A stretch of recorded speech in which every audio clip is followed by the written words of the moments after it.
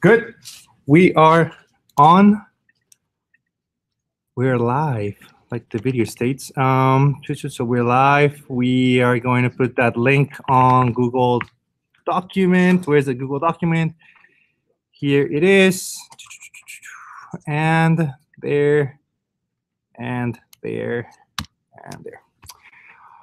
Perfect. You guys can click on it. Please make sure you keep an eye on the video. All right. All right. What's behind here? Nothing important, just the demo. Great. Good. All right. Let's start with questions. I'm sure you guys have some questions. Here is the assignment again. We start by reviewing the topology. We're going to have a HAProxy on Ubuntu. Shall we go and demo that? Yeah, let's do that. All right, perfect. Let's do that one. So what does that look like? We are going to connect. We're going to send all the connections through port 389, and as such, he's going to send the connections to 139, right? That's what he's going to do. Let's see. Whoa, what does that mean to us? And close that. We don't need that. We don't need that, or that, or that.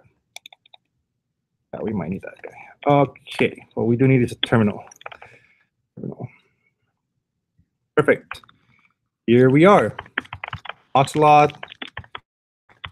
Oh, we're gonna SCP that assignment file to Ubuntu. Unless somebody else has a better IP I can send this to. And then we're gonna SSH back to Ubuntu. We are going to become root. We are going to, where is HAProxy? Just to make sure, we're not hiding anything under this leaf. NS lookup, there's no NS lookup. Oh, this is a different assignment, haha. Netstat minus TLMP. So we see that there's no socket on TCP. And here comes the demo portion of it. So we're gonna, oh, by the way, oh, too late. No, it is, yes, it is running. I just wanted to show you guys. See, my coworkers have this math that they ask me. They're like, well, if it takes you X number of lines, how many days do you expect it's going to take your students? So I'm like, I don't know. This is an interesting correlation. So my script has 246 lines of code. This is my own version of code, which is kind of simplified. And I was like, ugh. Jesus, I don't know. It's quite an extensive piece of code. But if we look at it, it's basically the same as this document that's here, right? So not that one, but the demo of how to install LDAP, like most of that is the same, right? Like most of that. So there's already a lot of code in here. So 246 lines, that's just to get it up and running. Don't get intimidated. It's all good. It's all good. Remember that HAProxy has its own config. HAProxy.cfg.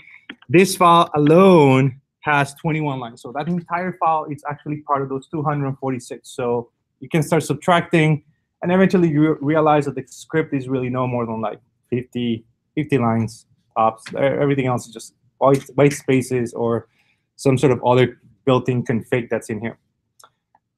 Great. Now, how does this relate to the assignment? What are we doing here?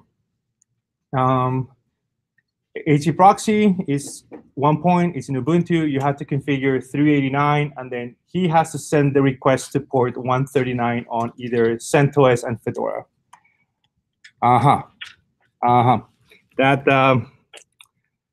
That's what it reads.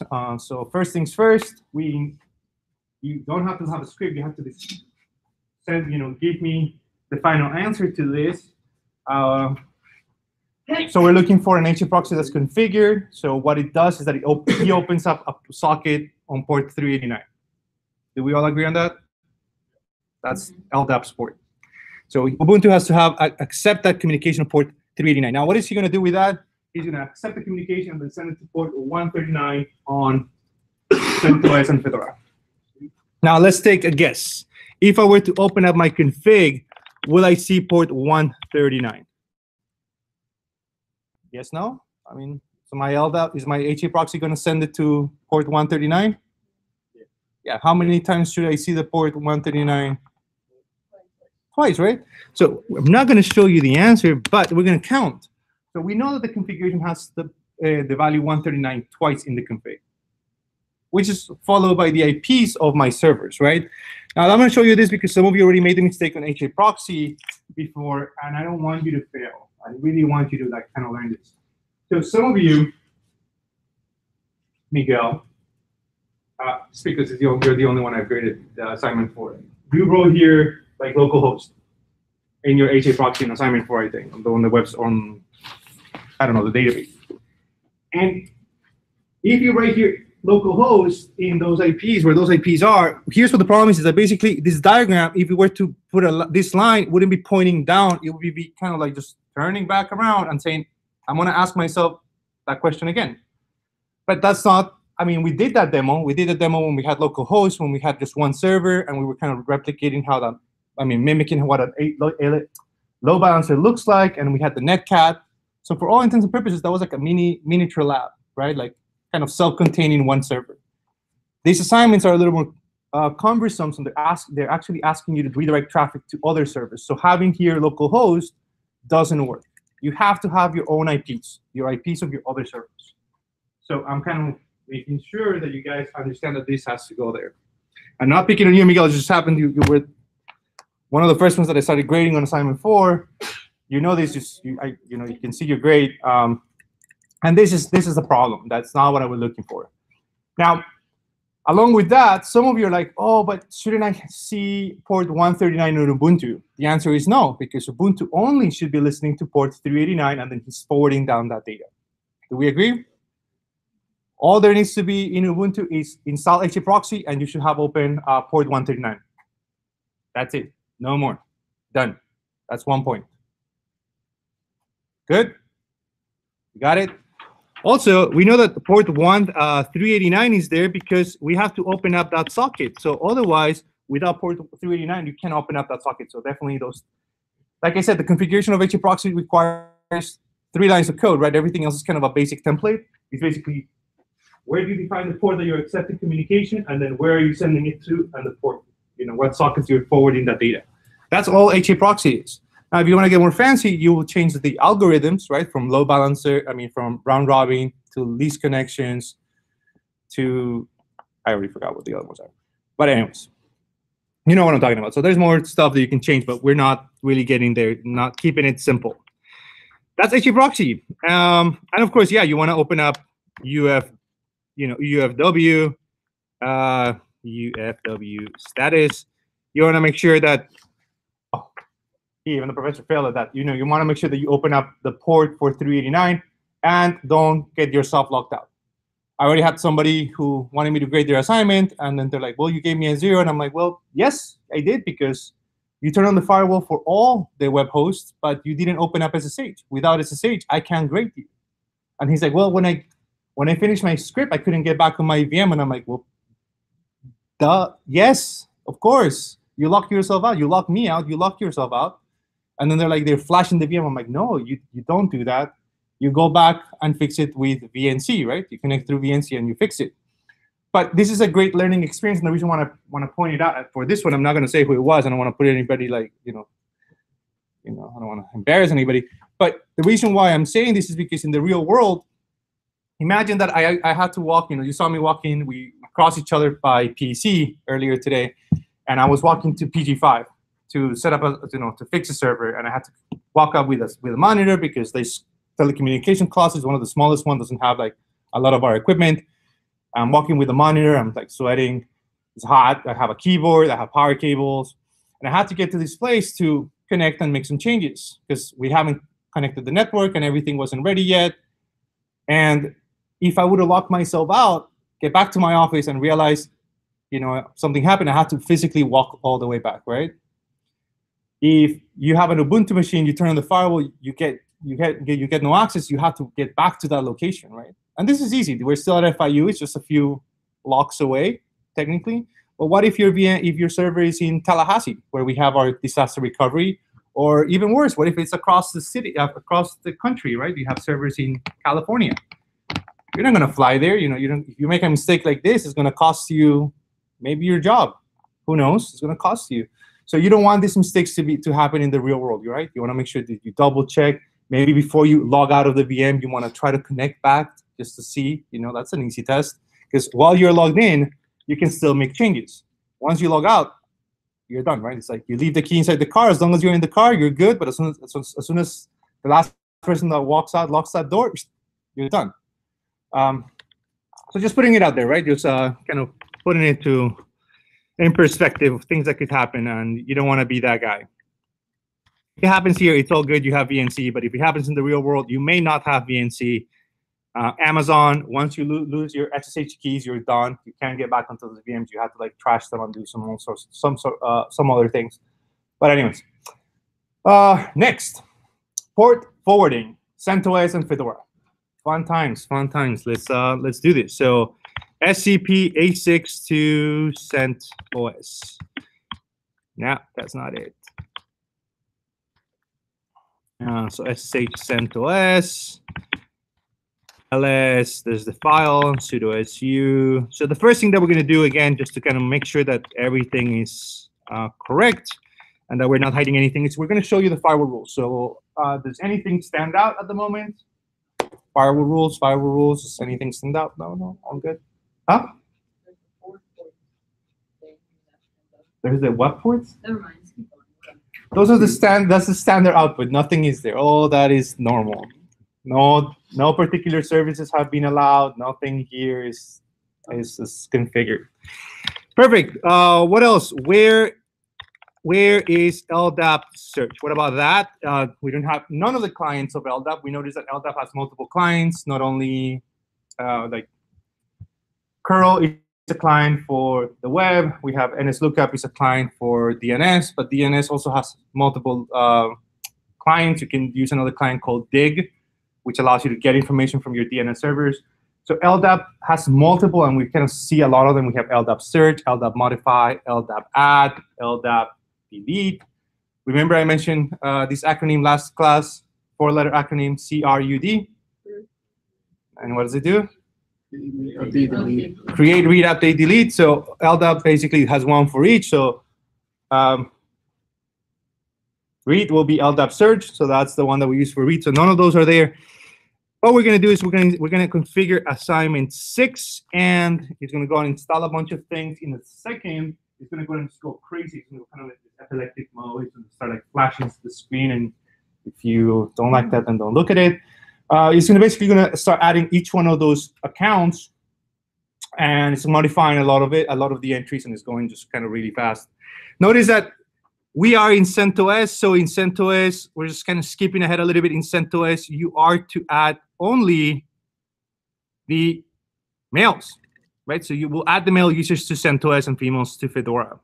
And you got to make sure that they are part of the OU called people. So you will have to add the OU called people. And we'll see how that looks in a second. But let's go back. So all of that happened. It flashed into, in front of you. And we can see that, oh, we spell LDAP search correctly. Maybe that might help. LDAP search is there. And there's a lot of LDAPs. If I do LDAP and tab, you'll see that there's a lot of them. LDAP add, compare, delete, modify, pass WD, search, URL, who am I? So a few of those. So good. But anyways, back to step number 3. Firewall CMD list all. All right, perfect. Now, what are we expecting at this point? We are expecting the following. We're expecting that we have what's called a port forwarding. Now, if you're looking at the screen, you'll see that 2 things changed from the previous output. What are those? So masquerade change and forward ports, right? You read that before that. You were like, oh, yeah, that's different, but it wasn't. It's been there all this time. It's just basically not being used at the moment, but now it is. Now, can you guys actually read what it says there? Does it actually make sense?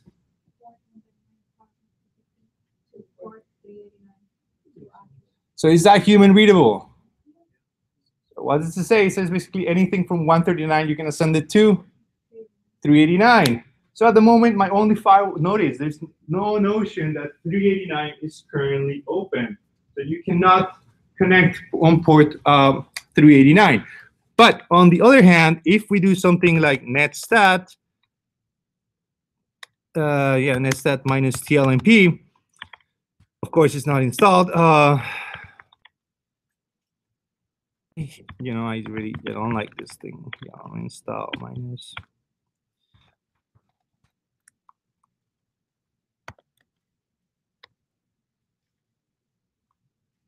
Can I type this correctly, please?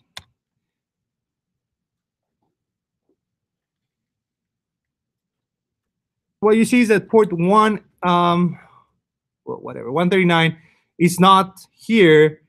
That socket is not currently open. So we don't have a directory service. We are only running LDAP. Do you guys agree? So even if I wanted to kind of fool you and say, well, we're running it on UDP. We're running it on UDP. I wouldn't be fooling anybody because we're not. We're not running port 139 at all. But the system is going to accept connections from port 139 and use the firewall to convert them. Right? It's going to do a port forward and say anything that comes from port 139, I'm going to send it back to myself as 389 and then add a service. Do you guys get that? It's literally 2 lines of code. You can almost guess what they are. One of them has to do with the masquerade, and then the other one has to do with how to run that command. If you guys remember those commands for just opening a port, it says like firewall cmd -- add something else. It's kind of along those lines. You can say firewall cmd -- add some type of rule, blah blah blah blah blah, and eventually you're going to specify a very, very similar line like that reads port 139 to TCP on port 389. Can you switch protocols? I believe you can. I've never seen that, but I believe you probably can switch from a TCP to a UDP. But you will specify the protocol in between. You're not adding an address. Some examples on the internet might tell you, oh, you can also send that to another address, but that's if you're a networking firewall and you're sitting in front of other devices. So you can say, well, if you want to come to this port, then I'm going to send you to this client over there, or the next client, or the next client. But we're not. We're just leaving it as is. Again, the internet is your best friend and also your worst enemy because it will make you waste half your Sunday Googling stuff that you don't need. Good. Port forwarding, I mean, if I give you the answer, I'm not really doing you any good. I'm just telling you the syntax, and you're going to be like, oh, just copy paste. Where's Christian? No Christian today? No copy paste today? Oh. All right, I say copy paste now, and all I can think is of Christian. So yeah, if I give you the whole syntax, I mean, I am kind of giving you some of the syntax here, but I'm not telling you exactly what the command is, so that's on you to Google that. Therefore, there you go. We are done with port forwarding. Moving on, LDAP. LDAP, so we're going to configure LDAP. I believe that for the configuration of LDAP, you guys have seen most of that configuration. You guys have seen it in this document. So you install it, you copy a database, you bring in this thing called schema. You're going to configure the kind of the basics, which is this middle part in here. And then you're going to configure the domain, the organizational units for groups and people. So notice how I'm showing you the one for people there. So you're going to open up, you're going to install all of that. And then eventually you're going to add whatever else you need to add in between. Now, what does that mean for us at this point is that we are going to start testing what this means. So to do a change on our LDAP, we're going to need our password. So we're going to need the /passwd. You're going to need to add this in here. You're going to need to create the teams, and you're going to need to add the users with all of this information. So what does that mean for us? Let's see. Let's see what that means for us. So here is what that looks like. First things first. systemctl status /d, right? Is that the daemon that runs LDAP? Yep, it is. So /d. Next, we're gonna do an LDAP search. So we're gonna use something like this, LDAP search. And basically what this is gonna do is like very similar to databases, select everything from table, and it's basically gonna spit out all the content that we currently have. So let's go ahead and get that on the screen. So now what you see is you're gonna see everybody, all of the users added to LDAP. Now it looks like a lot of text, but again, it's very repetitive. Each user has the same structure, so they have the same amount of information. Notice everybody has a mobile, a description, like what, and this information matches what's on the doc, on the Google Doc. So like their jersey number, their last name, first name last for the CN. Notice in here, you're gonna use the UID. So this is UID equals. So for the DN, which is the unique identifier, you're gonna use the username as their identifier. Now, if we keep scrolling all the way up, you're gonna see the first things that we add are the domain, the organizational units, which are just the groups, and then after that, you can start adding groups, like here's the 49ers, and then every member that belongs to that team, right? So all the users that belong to that team. This is the assignment, and it's gonna be done in pieces. Now we can recreate what the assignment looks like in just a second, but I wanted to show you, basically this is what it looks like. At the end of the day, you're gonna have to have this kind of information added to your file. Now we can see how many of those users were added, right? So we can say, well, all of our accounts are gonna have something like this, DN UID. So I can search for rep DN UID, and I will get my users, and let's see, this will be a word count, and I have 425 users. Not too bad, not too bad. And the question really is, what are those users going against? These are males, so I should have, for my CSV, this is my CSV, I should be searching for my male population. So here are males. And if I am correct, 425 in here, and my LDAP has currently 425. So I have a perfect match of everything that's in there, right? Simple enough, pretty cool. I told you guys that some of these attributes exist in a different schema. If you don't remember that, that's on the previous video. So we'll definitely have to look into that. We can look into the groups. Each one of the groups that I added has a different GID number. We can actually look at our LDAP to look for those different GIDs, just to make sure that they're all unique. So notice all 32 teams have a different GID number. So I am definitely expecting you guys to work those while loops and those counters to keep that up. So this is basically just adding the members and configuring LDAP. Good, I'm just showing you the demo. That's just what I'm expecting. This is what should be in here. Next up, we have to have we're gonna have a couple files on our home folder, right? So one of the files is called positions, the other one's called delete, the other one's called Cron. So the first one that we look at is called positions. All right, so we're gonna go in positions, and we're gonna add each one of the positions inside of LDAP. So we're gonna add the groups. We're gonna give it again some number, and then we're gonna add the members for each that match that position into those groups. And we're gonna do this programmatically. I'm gonna do it. I'm gonna run the script, and then it should be added dynamically. Why? Because at this point in time, if I go to users and I look for someone like an offensive tackle, I shouldn't be able to find an offensive tackle kind of line, because there's the description for some of the users says offensive tackle, but I shouldn't find a group called offensive tackle, right? It only happens when I run the script called positions. Now, just to give you guys an idea, how big is the file called positions? The script for positions is only 34 lines of code. Again, that you may think it's a lot, but basically it's going to have a lot of these lines in there. It's going to have a few of those, and it's going to have the loop, and it's going to have to be reading the files, and I'll be doing a few little things. So it's not that bad, actually. That seemed like a lot. I don't know, 34.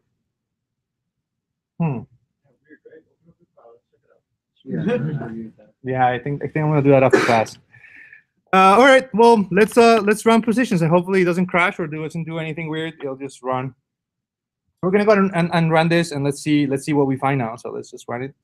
So as you see, there's a lot of modifications of entries, and it's basically saying, hey, these are all the teams. So if there wasn't a kicker team before, it was added, and then if the kicker team was or something happened, then it's gonna start modifying them. So it's doing that for each one of them. And if we do another LDAP search, we're gonna see that our teams, here we should have the wide receiver. So it added the wide receiver, and with it added all the members that are wide receivers in that group. Notice this follows this template, except you have you actually have to add one more thing here. It's called the member ID. You have to add the member ID. You can, again, this is the one thing I'm going to ask you to Google, because everything else I'm kind of providing to you, which is adding the corresponding users to each group. So that's that script. And what else? So that's positions. That takes care of that, which, if you think about it, is basically everything that you did here for the actual teams, 49ers, unicorns, whatever, dolphins. You're going to just basically provide me a script that tells me that you know how to do that on this side, on call positions.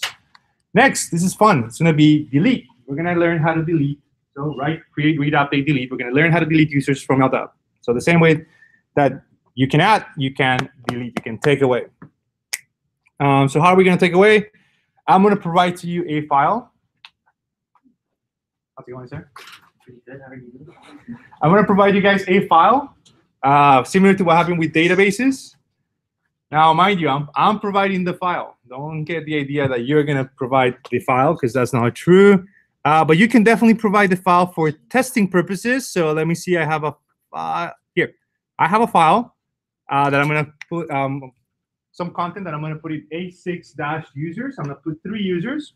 Yeah, very easy. 3 users. And I'm going to drop that in my home folder. I'm going to drop that in here. My home folder is there. Done. Next, what I'm going to do is I'm going to run my delete script, which again has how many lines of code? Let's see. Oh, this one has 22. Wow, why so much? Files are huge. What's going on here? Huh? Because they're difficult? Maybe. No, they're not that bad. They're not that bad. They're really not that bad. Now, this file is going to do 2 things. It's going to remove the users that are in LDAP. And if a user is not in LDAP, you are going to count and present to me a file called report.txt. And you're going to tell me how many of those did you find and how many of those you didn't find. Good? We all know how to count. It seems like a very trivial thing for most of us. But then again, is that really something easy to do when you want to put it in a bigger perspective? Is the first user in our users file? It is straight, easy enough. What about the second one? Yes, it is. But I suspect that Rory is not going to show up. Now, what it's here, it's now translated 100% to my LDAP directory. So 2 of them will be found. 1 of them will not be found. Now, that is a great way to test your delete script, because you have the answers. So you don't need me to know if your script is working. You should actually make your own test sample. And if you get the right answers, then you know it's right. Yes. The answer is 2 and 1. It does. It does. It does. Thank you. Actually, you know what? Thank you. Thank you. You just saved us from trying to find new users. Now we're going to do UID. And we're going to find this guy over here. Does he exist on LDAP? Yes, it does. What about the other one, MC1600? So this LDAP search is a cool little feature, because it can print everybody, like select all, or you can be more specific and then say search by UID, and then the UID can match one person. So if there's only one person, then that's pretty cool. Now, can this search do other things? Like, can I say, hey, give me someone whose position is offensive tackle? The answer is yes. It will actually give you everybody whose position or description matches offensive tackle. So it is like a little bit of a database, but not really. So going back to the user, we have users. We know that they're in a CSV, which makes perfect sense because they're going to be inside of our directory. And last but not least, we're going to run our delete function. And this delete function is going to do two things. Number one, must delete the user from LDAP if found. And number two, if not found, then add a different counter that does that. If you are following this conversation, you're going to quickly realize that I just gave you the script. Right? If found, then do this, else do that. It's basically an if-else condition on a big while loop. That's it. Now, what's in between, you're going to fill in the blanks. But basically, if I were to open up this file, it's exactly that. So here it goes. We're going to run the script. There it goes. And very easy, very quickly, it returns. We're going to find that user again. And what do we get? Nothing. There is no return. We're going to look for the other user, SF something, also not an answer. If we look at our home directory, we're going to see that we have something called report.txt. We're going to open up this file. And what do we find? We see the 2 lines of code that I'm asking you. Deleted 2, not found 1. Simple enough. Yes, no, maybe. All right, it's pretty straightforward. That is report. And I believe that delete alone, your assignment is done. Here are the 10 points for your assignment. That's it. We're done. That is the demo. Now you guys want to see the other part, which is the cron job, which this extra credit in itself is worth 4 points. It's basically half of an assignment.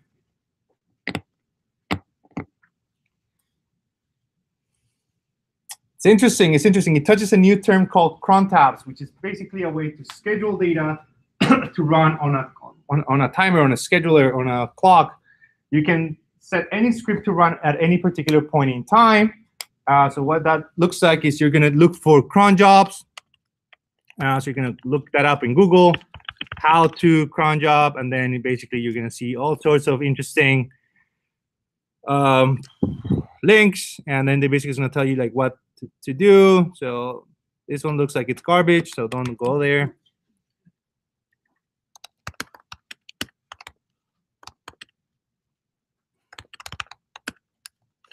I don't know. Sometimes I just want to be like super specific, and they CentOS 7 Unix, man. Oh, this actual website actually has every once in a while has a good tutorial.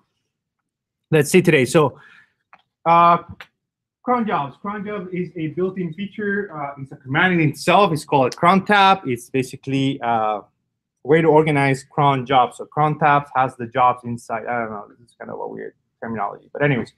The cron tab is the command on Unix that tells you if there are any jobs to be run. So we can run cron tab -L. -L means you want to list the jobs for the user that's currently logged in. So it says no users, no jobs for root. But I can also ask, are there any users? Are there any jobs for any other user? And it says there's no cron tabs for GGOME002.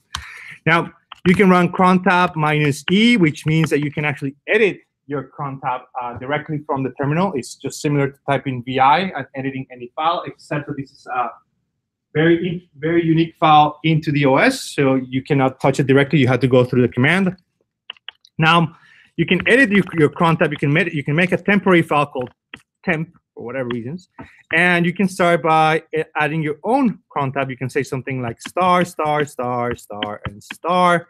And then you can do bash, and then you can say something like root, and then hello .sh. And this is the syntax. The first 5 entries, like let's just call them the first 5 arguments, are going to determine number 1, the minute of the hour that you would like to run this, the hour of the day of the what number of the day of the month you want to run this, what month of the year would you like to run this, or if this is something like every Sunday kind of a deal, regardless of what numerical day of the month it is. You have all those options. You have 5 different options. Then after that, you can specify the path to your script. So we're going to do a demo for that. So it's 5 stars, bash, and hello.sh. All right, that looks pretty cool. Now, what is our hello.sh going to do? Our hello.sh is just going to run something very basic like echo hello, and we're going to redirect this to a file called root/test/.log. Let's just say that that's the case. We're going to make sure that this basic script that we're running makes sense. So every time, every minute, we're going to see the word hello being what? Appended to the end of a file, right? So if I have this running for an hour, I should have how many lines? 60, right? Very basic math. Okay, cool. Now we're going to test this. So we're going to say bash hello. And to test our file, we're going to see cat. What on earth did I call this file? Oh, test, right? Test.log. So I see an entry. If I run this manually again, what should I expect? 2 entries, right? It doesn't take a rocket scientist to figure this one out. So far, so good. So we're basically testing the troubleshooting steps on how to get your extra credit. Step 1, build a script that you're going to run. Step 2, load your script into your Cron tab. Here's what we're going to do. Remember, we created a file called Cron. Did we create a file called Cron? What did we create? Oh, no.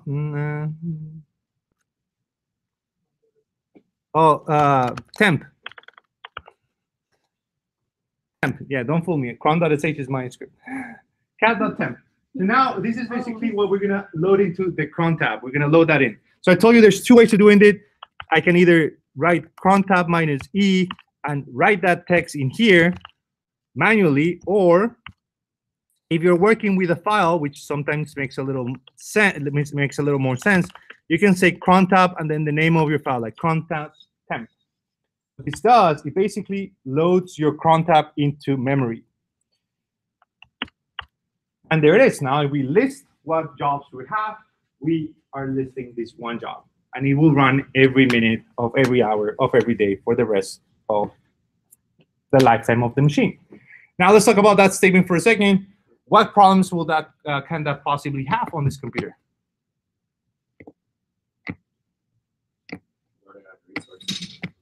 And what resources specifically? No. CPU. Hard drive. You will not run on the CPU. You will break the CPU for all the reasons. The CPU might fail. Memory, you may exhaust the memory if your script has all other things, but you're literally just printing a hello world word. The only thing you're going to exhaust is the hard drive. Now, we are going to double check our file, cat test.log, and we have currently 3 lines of text, and we're expecting that in 45 seconds, we're going to get 4, then 5, then 6, and 7, then 8, then 9. So just keep going. So that is what we're expecting, guys. Now, having said that, remember I gave you guys like a little preview of what to learn for the exam? Well, guess what just got added to the exam? Cron tabs. They're very easy. It's literally, if I were to take a picture of this, I'll just say, put that on my cheat sheet, and there you go. There it is. Voila. That's all that you need to learn. It's right there. So let's see, 5 seconds. Make sure that this is working correctly. And let's see. Oh, there you go. 4 hellos. That's it. There you go. Perfect. I know, completely anticlimactic, not the kind of script that you want. But trust me, some of these things are very important. You know, you run jobs that run exactly at midnight, backups, you rotate some logs, you make a lot of things. The computer itself, the system itself has some jobs scheduled. They're not on root's cron tab. They're in another folder called cron something, cron daily. Let's see. Here, this would be something called cron. So here you see cron deny, cron d, cron daily, cron hourly, monthly, weekly. There's a few things that the system already has built in that you can that it utilizes. You can also put some files inside of those folders, and those things will automatically get run on that particular schedule, daily, hourly, monthly. But if you want to be more specific, like on the 30th minute of every hour or on the 30th minute of every 2 hours, you can do that. You can do any sort of math. So you can quickly ask how to run a cron tab every 20 minutes. And it will tell you, there's like websites that tell you exactly what the syntax looks like. So if you do star divided by 20, it's going to run that every 20 minutes, which makes a perfect exam question. Like, oh, you know, like we're running something every 5 minutes. What happens then, or whatever, whatnot. So here it is. That's basically part of your extra credit. But let's talk about what the extra credit is doing. So now that we covered the theory of your extra credit, let's go ahead and do the extra credit itself. So the extra credit is going to do two things. One, once you execute cron.sh, you are going to deploy a cron job to run every minute. I believe I've given you that syntax. You guys have one that's running hello. So I think that part you can check, you can write off. But that's the easy part. The real juicy part comes on part number 2. You are going to deploy a script that runs every minute. Now, okay, here, hold on. Let's clarify something here. Currently, in our home folder, I know it looks very messy. Do you see a file called script.sh? No, right? So when you run cron.sh, its job is to have a little baby file, put it right next to him, and just leave it there called script.sh. One file is going to create yet another file, and it's going to drop it in there. And what kind of file is this? This file is going to be a script. So this is where the tricky part comes in. That's why this extra credit alone is worth 4 points. Now, let me go ahead and run it. Bash cron.sh. Before I do that, cron tab -L, just to double check. You can see that our friend over here has been running every minute. And there it is. We're going to see our hellos. They keep growing. Now, if you're not happy with your cron tabs, you can just cron tab -R, and that basically just clears anything that you have added. So you can add, you can also remove. All right, bash cron.sh. Let's run it. Oh, that was quick. So what is the first thing that it's going to do? Let me guess. It's going to put a file on. It's going to update our cron tab that is going to say something like every minute run a file called script. Let me show you. Very easy. Ta-da! Simple enough, right? They're just going to enter that that command. There's nothing in there. You just loaded up a cron tab. In addition to that, what else are you going to do? You're going to create a file called script. And there it is. There's a file called script, and we're going to just look at how many lines of code. This one looks more reasonable. 13 lines of code, give or take. There's going to be some empty lines. So very straightforward. This is going to update the postal code on each one of the users. So what you're going to do is that every minute, you're going to grab the 4 digits of the hour and the minutes, and then add it to the postal code like this. 1245, 1246. So every minute, you're going to be changing a user. Now, what do we test? What do we test with this? We are going to test. We're going to pick a user. We'll pick any user. Let's see. We'll pick, I don't know, whatever. This guy is part of a team. So UID equals that. And notice his postal code. Oh, this is a bug. This is not supposed to add another postal code. It's just supposed to add the time. So at 19:15, which is 7:15 in military time, it's just going to add it. And then at 7:15 is 7:16 is just going to do another one and another one and another one. And there you go. You're just every minute you're going to be updating everyone's postal code. Every single one of your users has to have an updated version of the postal code. That is what's going to get you the extra credit. See, now 1916. Every minute is going to tick, and every minute is going to just update that. If you get that going, you'll get an automatic 5 points. If you want to skip the other 2 scripts because you want to go straight for the extra credit, you can omit positions, and you can also omit delete, and you can go straight for the extra credit. Now, don't hard code anything in here, because what's going to happen is that if I start deleting users from your account and you start then updating users that don't exist, you're going to get all sorts of weird warnings and errors, and it's not going to look pretty. And that's it. That's the assignment. What do you guys think? Easy? John's like 5 minutes tops. Tops. I like that. I like that. That's the spirit, man. 5 minutes. Cool. Questions, comments, queries?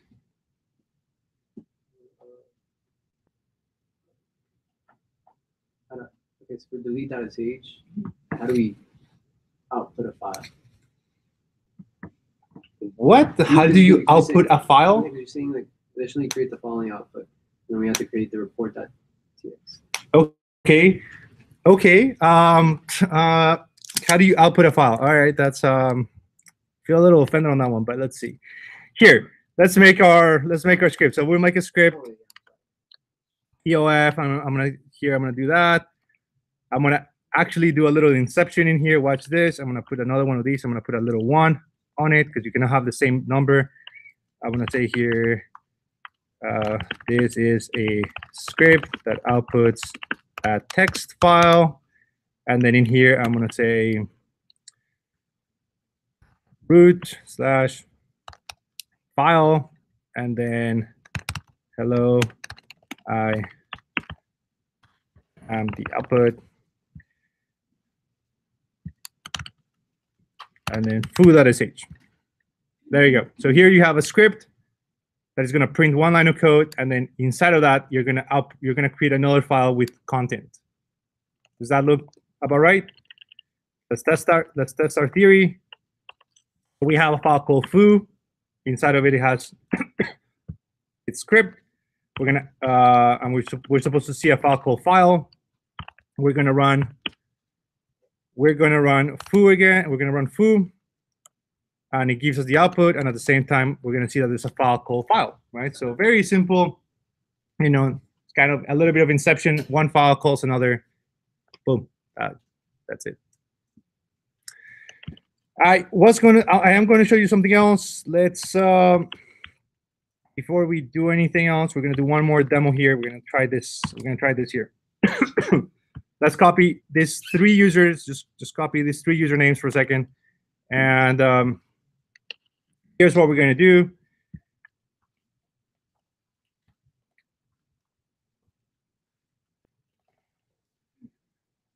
All right, guys, let's see. Here's another interesting thing that happens to some of you. Remember delete.sh? Delete.sh should actually be able to be run multiple times, right? Because I had these users, but what I'm going to do is I'm going to add 3 more. Cool. So what's the math here for this document right now? If I run it, what's the output going to look like?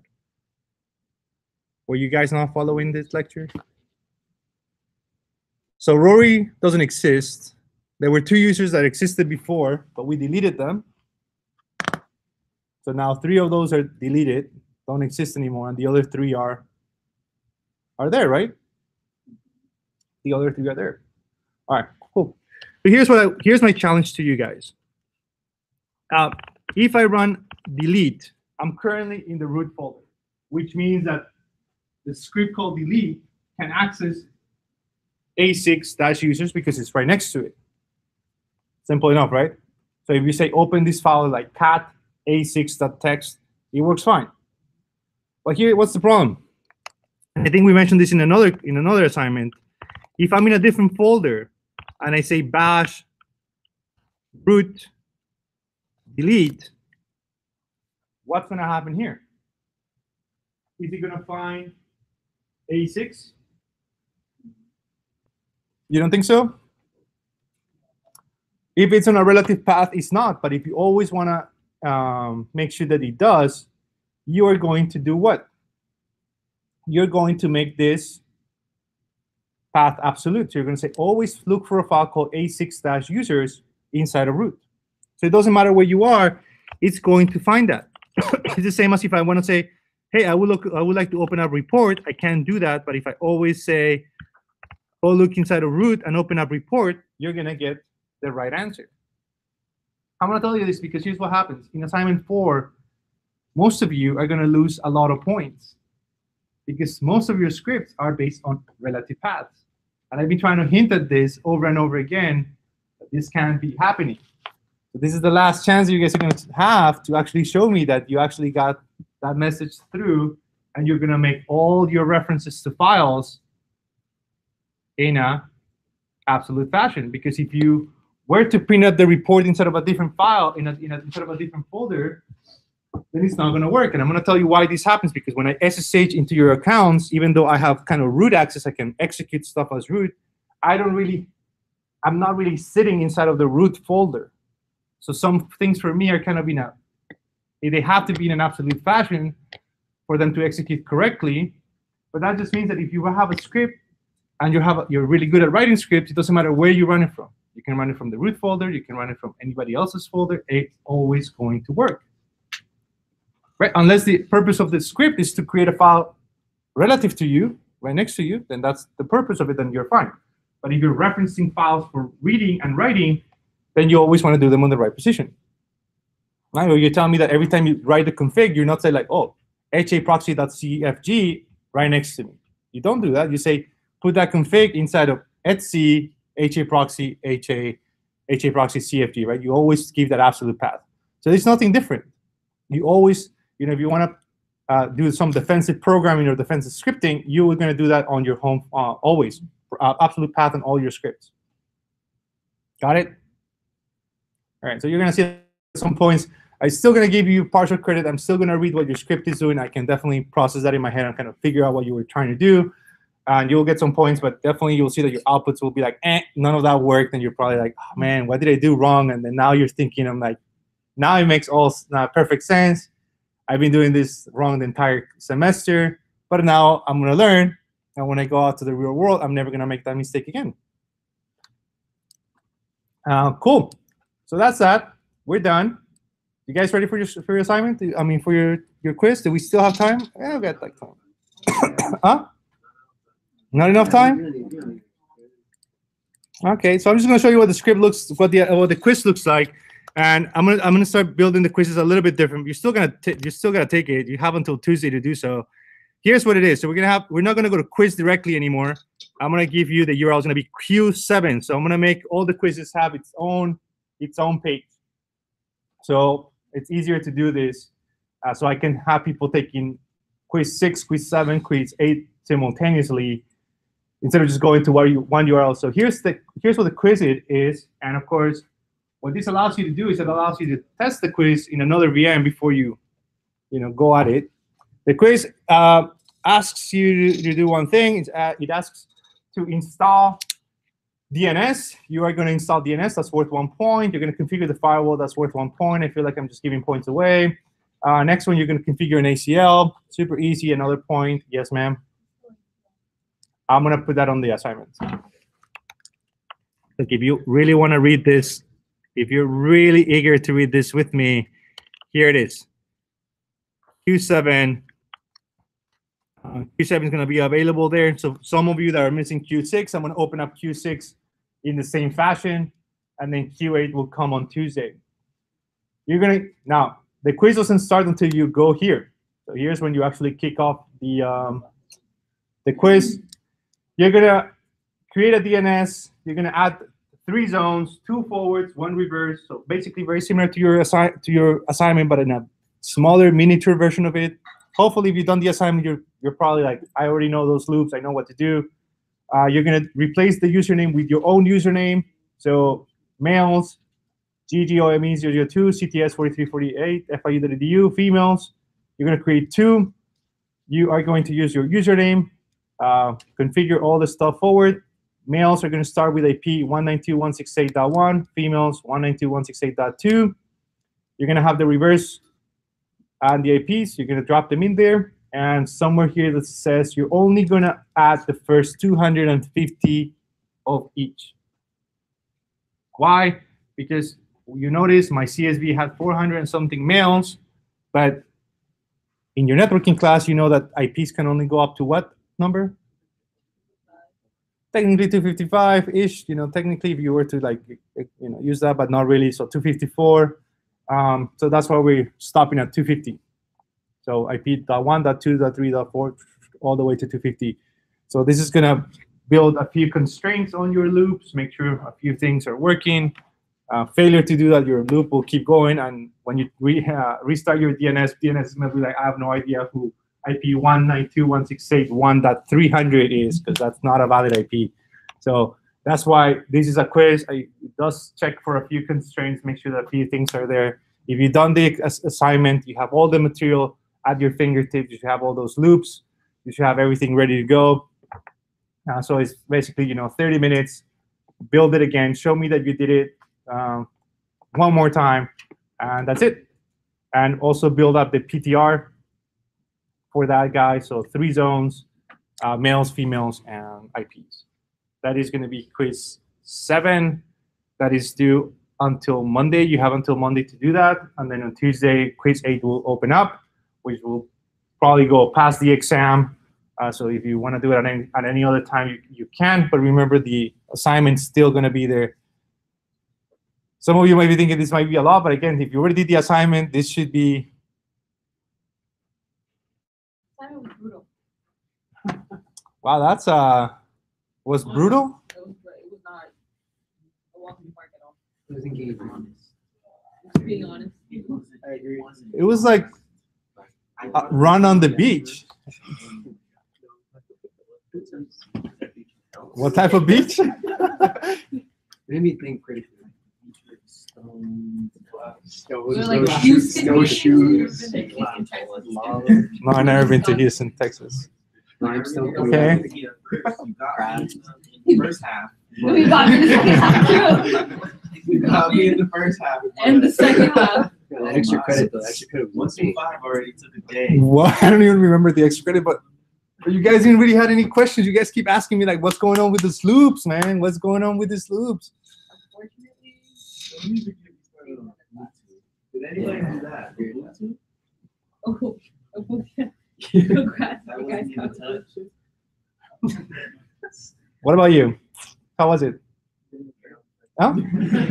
What? Yes. I didn't do Bluetooth. I thought Okay. the DNS was kind of confusing. There were so many different files. It was hard to keep track of, like. It was hard to keep track of files. Okay. Wow. Okay. All right. All right. So this is this LDAP one is going to be. You better start today. Start today. For a test, it's going to be excessively hard. No. For the test again, you guys have the cheat sheet, which I hope it helps. Same thing, right? One page, one It's 1 page, 1 side, handwritten. Same drill. 20 questions. You're gonna get 1 fill in the blank, 1 matching questions for those who like to color. And like do little lines and 20 questions. 20 questions. Probably less. Probably less. There might be 16, but some of them might be like 10 points. You might actually see. I'm gonna give you a hint. I'm gonna give you something that you guys want. You might actually see the double or triple loop inside of the exam. You've been asking for it. I might actually show it to you and be like, "What's wrong?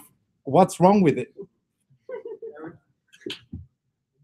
I mean, who's asking for it? Look, don't be like Robin. He said, "Oh yeah, the quiz is gonna be 5 questions, but then every question has A, B, C, D, E." No. I don't trick my students like that. I tell them it's 20 questions. It's 20 questions or less, and each question is similar. Ask those who took the website construction class with me. It's 19, 18 questions, and they don't have A, B, C, D. That's it. I guarantee you that the loops. Excuse me. See, we did some of that before, like when we were doing the virtual host, like we did that. We did a function, so the code was cleaner. We try to understand what you needed to do. I believe last class we were doing like how to add a user to LDAP, and we did a loop for that as well. Basically like here's all the content and how do you pass things to it. So it's really not that hard. It's just you gotta sit there, and once you create 1 user and 1 group, I'm sure just copy that and then just do it 32 different times, or 425 depending on how many users you have. By the way, I'm gonna actually I forgot one very, very last thing since we're not doing the quiz today. Here, let me put shed some light into your day and tell you something that is gonna make your lives very, very happy. Fedora. Here, let's do a quick thing in Fedora.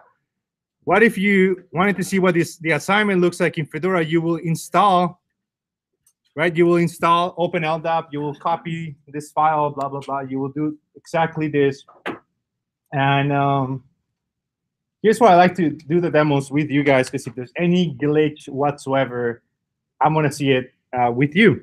So far, open slapd, is going to start. Everything seems to be working perfectly here. Systemctl status slapd. So you see that everything seems to be working fine. You're like, okay, let me add those schemas so that I have all the attributes for my users, and everything in Fedora seems to be great up to this point. So then manually, I'm gonna add each one of these configs to see what it does. Now here's what happened. I'm gonna add this part, which is, this is required, so that's just why it's in your in your notes. This comment in Fedora fails. Now here's the thing. I told you I've done LDAP. This is my third semester teaching LDAP. When I taught LDAP the first semester, there was only one VM per student. Those were the good old days where they learned very little. Then the second time I taught this class, there were 3 VMs, but all the VMs were CentOS, so that was also very little knowledge they gained. They put more work because they had to do 3 times the amount of work, but they didn't learn too much. So when we did the LDAP round robin, both LDAPs were working because they were CentOS. Now this semester, I got a little ambitious and I said, "Oh, we're gonna make it work with Fedora," but I can't make it work with Fedora, so we're gonna have to skip Fedora out of the equation. So you're not gonna configure Fedora. You're gonna configure HAProxy. You're still gonna configure HAProxy. It's only gonna work one way. The other query is gonna fail. Which, by the way, let me actually show you how that works. See, you guys are making me skip some steps. Exit. Get out of here. Exit. SSH Ubuntu. And notice in Ubuntu I can do an LDAP. Let me copy that from here. I can do an LDAP. Yes, Christian, we missed you earlier today. We missed you. You're gonna see that. You're gonna see that in the video. You're gonna see an LDAP search that works. You're gonna see that one of them works, and then the other LDAP doesn't work because the load balancing is doing one to CentOS, then one to Fedora. It fails, and then once again it goes and it works. So your load balancer, this is expected behavior. One is gonna work, the other one is not. So it's one less thing you have to configure. Don't worry about Fedora. I couldn't get it to work. I spent like 10 minutes on it, and I was like, I gave up. So if I couldn't do that, I was like, you know what? This is gonna take this guys way too long. This is too obscure of the websites that you have to find. I'm not doing it. They're not gonna do it. Let's be honest. If you can't do it in 2 minutes, we can't do it. No, I started Googling and I was like, this is too obscure. This was taking me to really weird forums to find out what I was doing wrong, and I'm like, I don't have time for this. I got work to do. I got real work to do, and then I also have to put this together. So yep, that's it. You don't have to do Fedora. So that's good. That's one less thing you have to worry about. So there it is. So quiz 7. Again, I'm gonna put it on on this thingy. What is it? Canvas, right? I'm gonna send a message through Canvas, and I'm gonna come on. I'm gonna put the message to Canvas, but I'm gonna put the link here, and then eventually we're gonna have quiz 8 is gonna be the same thing, and then quiz 6 for those who have issues with quiz 6. You're gonna go back to quiz 6 and then run it if you didn't get a grade for it. So each quiz will it will have its own unique URL. It makes life easier for summer when I teach this again. It will be ready to go. Awesome, guys. So this is don't cry, Daniel. Last lecture. Next time I see you will be next Thursday. Bring your stuff, come in early. Don't forget, we have an exam. And then after that, I'll see you guys again next Thursday for the block schedule for the final. We don't have an exam that day, but we'll have an activity, and you guys are going to come in because remember this in the syllabus, it says class activity worth 5 points. Yep, that's what it means. You're going to come in that day for your 5 points of your class. You're going to do an in-class activity, okay? All good. All right, guys. Have a good one.